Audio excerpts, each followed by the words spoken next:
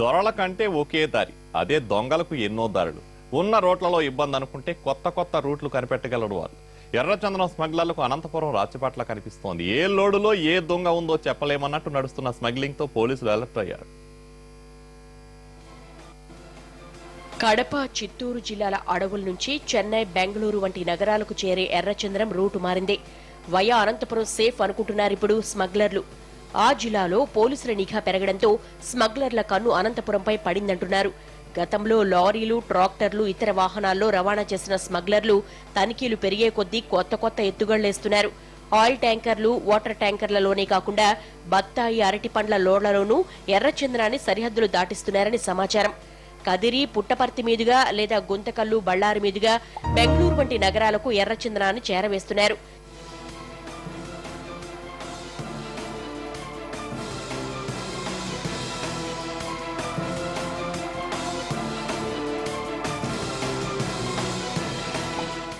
ఎర్రచందనం చెట్లు విస్తారంగా ఉన్న చిత్తూరు, తిరుపతి, కడప, రాజంపేట వంటి ప్రాంతాల్లో గతంలో ఎర్రచందనం దొంగలు ఎక్కువగా దొరికేవి. ఆయా ప్రాంతాల్లో పోలీసుల నిఘా పెరిగిపోవడంతో స్మగ్లర్లు రూటు మార్చేశారు.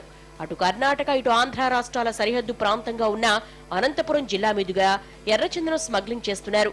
కడప, చిత్తూరు, తిరుపతి, రాజంపేట తదితర ప్రాంతాల్లో అడవుల నుంచి సేకరించిన ఎర్రచందనాన్ని కొన్ని చోట డంప్ చేసి అనంతపురం మీదుగా బెంగళూరు వంటి నగరాలకు, కర్ణాటకలోని సురక్షిత ప్రాంతాలకు చేరవేస్తున్నారు. ముఖ్యంగా కడప జిల్లాను ఆనుకుని ఉన్న కదిరి, పుట్టపర్తి తదితర ప్రాంతాలకు చేరుకుని అక్కడి నుంచి నేరుగా కర్ణాటక రాష్ట్రానికి తరలిస్తున్నారు. ఒకవేళ ఈ ప్రాంతంలో పోలీసుల తనిఖీలుంటే జిల్లాలోని మరో ప్రాంతం నుంచి తమ పని తాము పూర్తి చేసుకుంటున్నారు. గుంతకల్లు, ఉరవకొండ తదితర ప్రాంతాల మీదుగా జిల్లా సరిహద్దులోని బళ్ళారి ప్రాంతానికి సరుకును రవాణా చేస్తున్నారు.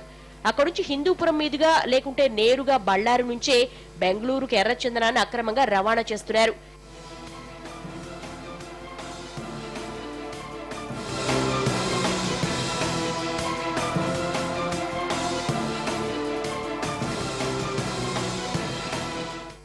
ఏ పుట్టలో ఏ పాముందో చెప్పలేమన్నట్లు ఎర్రచందనం స్మగ్లింగ్ లో కొత్త కొత్త మార్గాలు వెతుకుతున్నారు. ఇన్నాళ్లు లారీలు, ట్రాక్టర్లతో రవాణా చేసిన స్మగ్లర్లు ఇప్పుడు వివిధ వాహనాల్లో కొత్త కొత్త పద్ధతుల్లో సరుకు గమ్యానికి చేరేలా జాగ్రత్త పడుతున్నారు.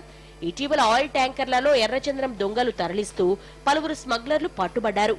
ఆ తర్వాత వాటర్ ట్యాంకర్లలో ఎర్రచందనం దొంగల్ని తరలిస్తూ మరోసారి పోలీసుల చేతికి చిక్కారు. నెల్లూరు జిల్లా ఉదయగిరి నుంచి కర్ణాటకలోని బాగేపల్లికి ఎర్రచందనం దొంగలు తరలిస్తూ బట్రేపల్లి చెక్పోస్ట్ దగ్గర దొరికిపోయారు. ఆయిల్, వాటర్ ట్యాంకర్లలో రెడ్ శాండిల్ తరలిపోతూ ఉండడంతో అనంత పోలీసులు సోదాలు ముమ్మరం చేశారు. దీంతో స్మగ్లర్లు ప్రత్యామ్నాయ మార్గాలు వెతుక్కుంటున్నారు. అనంతపురం జిల్లా నుంచి అరటి, బత్తాయి, ఇతర పండ్లను కర్ణాటకకు, కోలార్ నుంచి వంటి ప్రాంతాలకు పంపుతూ ఉంటారు. దీంతో డబ్బు ఆశ చూపి ఈ వాహనాన్ని కూడా స్మగ్లర్లు ఎర్రచందనం రవాణాకు వాడుకుంటున్నారు. ఇటీవల అరటి పండ్ల లోడ్ను తనిఖీలు చేసిన పోలీసులు ఎర్రచందనాన్ని చూసి కంగుతిన్నారట.